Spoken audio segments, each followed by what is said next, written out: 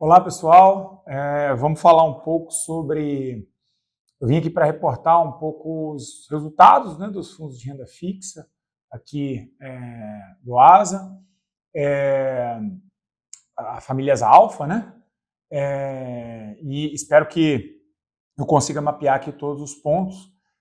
Aconteceu bastante coisa no último trimestre, então a grande parte dos resultados e dos eventos, né, tanto de mercado quanto no ambiente macro no geral, tudo que aconteceu no último trimestre é responsável por praticamente o que aconteceu no ano, né? Foi um trimestre bastante interessante, principalmente em termos de volatilidade, né, e alteração de preços, tá?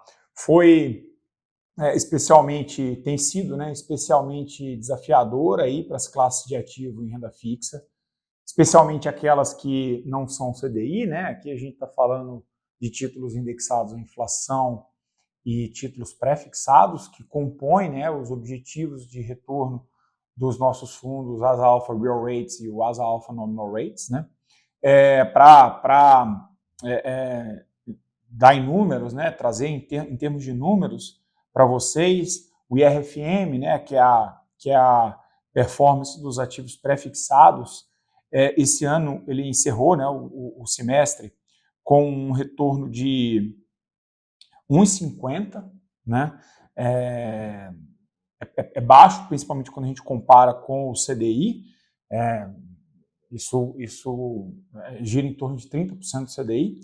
E os títulos indexados à inflação, né, por eles terem uma duração maior, um prazo de vencimento maior, que a gente chama de duration, eles encerraram o semestre com uma rentabilidade negativa de menos 1,09. Né? O que a gente tem para destacar aqui? Né? O que significou, né, essa performance aquém aí negativa, no caso dos fundos de inflação e abaixo do CDI nos fundos pré-fixados. Olhando de fora para dentro, né, a gente viu uma indefinição em relação às taxas de juros americanas. Né? No final do ano passado, a gente imaginava que o Fed já começaria a cortar, o Banco Central Americano já começaria a cortar os juros em meados do ano, ou seja, já era para ter cortado, a gente esperava isso no final do ano passado, e dados muito robustos, tanto de atividade quanto de inflação, fizeram com que, né, a autoridade monetária ela segurasse, né, esse início de corte, esse início de ciclo de corte de juros, e isso impactou as curvas de juros americanas, né, as curvas pré-fixadas americanas. Então, quando a gente olha que as taxas de juros americanas carregam, né, a taxa de juros global, é natural que as taxas de juros ao longo do globo, principalmente em países emergentes, também subam. Isso foi um fator que foi importante, mas não determinante dessa performance que eu comentei aqui, tá? Mas foi um fator que também prejudicou, né, a performance dos ativos de renda fixa ao longo desse trimestre e do ano. Mas os nossos problemas, pessoal, na verdade, eles são mais internos do que simplesmente vinculantes à taxa de juros americana, tá? Eu separo grandes discussões em relação à meta fiscal, tanto para o ano que vem e para os anos subsequentes, né, 26 e 27. A gente teve alteração do superávit primário. O arcabouço fiscal tinha muito pouco tempo de aprovação e já sofreu alteração em relação a esse cumprimento dessas metas. Isso trouxe insegurança aos agentes que viam naquele arcabouço, naquele compromisso, né, uma maneira de mais confiança em termos de ativos brasileiros. Né? Então, não digo que houve uma quebra de confiança, mas certamente isso aumentou, né, o risco dos ativos aqui. Outra coisa que a gente discutiu muito, talvez essa tem sido, né, um grande foco de preocupação do mercado, é essa guerra de comunicação entre o executivo e o Banco Central, né? Isso tem prejudicado, tem se falado muito da alta do dólar, né? E isso tem prejudicado também, né? Porque a gente está, lembrando, né, a gente está diante de uma transição no Banco Central, né? Roberto Campos cumpre o seu mandato até o final do ano, vai ter uma troca não só do Roberto Campos, mas de outros diretores também, e existe uma espera, né, uma ansiedade muito grande por parte de nós de como é que vai ser, né, a ação de reação desse Banco Central. Ele vai ser mais leniente com a inflação do que o que acaba agora, essa nova formação, né? Ele vai precisar subir juros, caso seja necessário. Então, isso criou, pessoal, um ambiente negativo, né? Aqui eu estou falando dos fundos de renda fixa, né, dos ativos de renda fixa, mas a gente está falando dos ativos de uma maneira geral. Estou falando de bolsa, estou falando de câmbio, né? Isso tudo, né, que eu falei aqui, e isso é o mais interessante, isso tudo num ambiente muito positivo quando a gente olha dados macroeconômicos, né? Olha que curioso. Para vocês verem que o mercado é essencialmente expectativa, né? Quando a gente olha que nós temos um PIB, né, um dado de atividade mais importante deles, rodando mais, ou seja, as projeções para o PIB esse ano hoje estão maiores do que estavam no final do ano passado, né? Hoje a gente está falando de um PIB em torno de 2, 2,5. As projeções no final do ano passado giravam em torno de 1,5. Então nós estamos com perspectiva de atividade mais forte. Taxa do desemprego também caindo, né?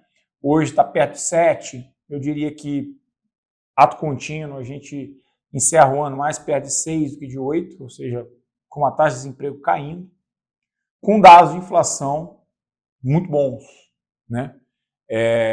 Então, eu vejo que nós somos culpados, né, pelos problemas internos, né, principalmente problemas de comunicação. E aí, pessoal, a gente não consegue ver qualquer deterioração por parte dos dados de fato, né? Ou seja, a gente continua acreditando que a inflação vai rodar em termos próximos da meta, né? Mais perto de 4, talvez, né? Não exatamente na meta, mas administrável, vamos dizer assim. Embora o Banco Central não reconheça, ele vai sempre reforçar que ele busca o centro da meta. Mas ok, inflação ok, atividade forte, desemprego para baixo. Então, a gente consegue ver dados macroeconômicos em continuidade de melhora, tá?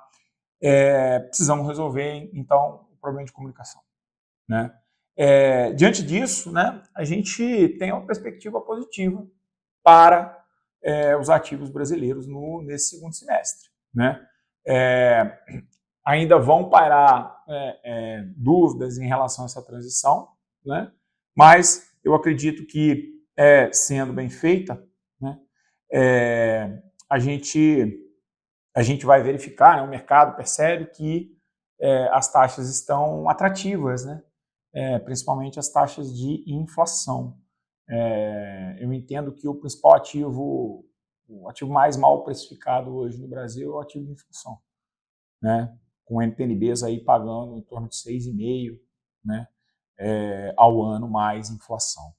Quando a gente fala das estratégias dos nossos fundos, né, o primeiro trimestre ele foi com muita baixa volatilidade, isso é ruim para as estratégias que a gente executa para os nossos produtos, né? E a volatilidade ela começa a voltar, né, a ficar um pouco maior, mas maior na média dos outros anos, ou seja, uma vol habitual desses ativos, tá? Ela volta com mais força, né? E aparecem boas oportunidades para a gente fazer essas estratégias, tá? A gente gosta muito de operações que procuram captar um aumento de inclinação nas taxas pré-fixadas longas, na curva a termo, tá? E a gente gosta muito de operar a relação dos juros reais contra a inflação implícita, que está muito alta aqui no Brasil, né? A despeito dessas boas oportunidades, a gente ainda não capturou, tá? Essas correções, né? Dessas imperfeições de curva. A gente espera capturar isso no segundo semestre, né? E os resultados ficaram um pouco abaixo dos índices de referência. A gente está falando em torno de 50 bips, né? Abaixo dos benchmarks propostos. Mas, enfim, quando a gente considera que a nossa meta aí em torno de 2, 2,5% ao ano, a gente ainda tem um longo caminho para navegar. O jogo só acabou o primeiro tempo. Eu espero que a gente consiga entregar os resultados objetivados aí para o ano para vocês. Tá bom? Isso é um pouco da história do primeiro semestre. Espero ter ajudado. Dúvidas a gente está à disposição. Obrigado.